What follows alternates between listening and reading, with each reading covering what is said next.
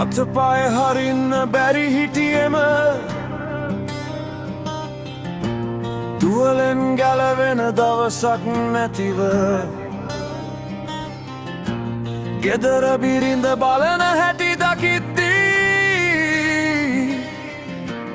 මටම දැනෙන්නේ බර කටුවක් වගේ.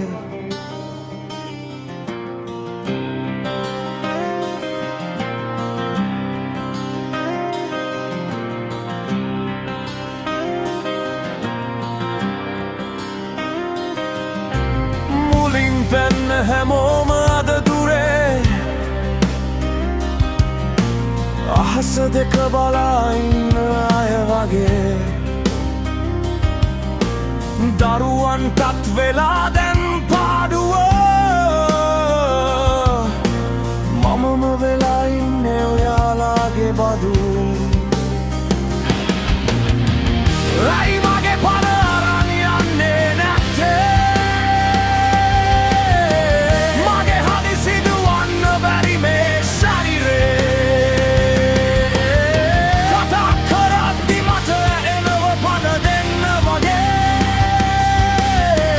මගේ ජීවිත තිබුණා ඇති හිටියා ඇති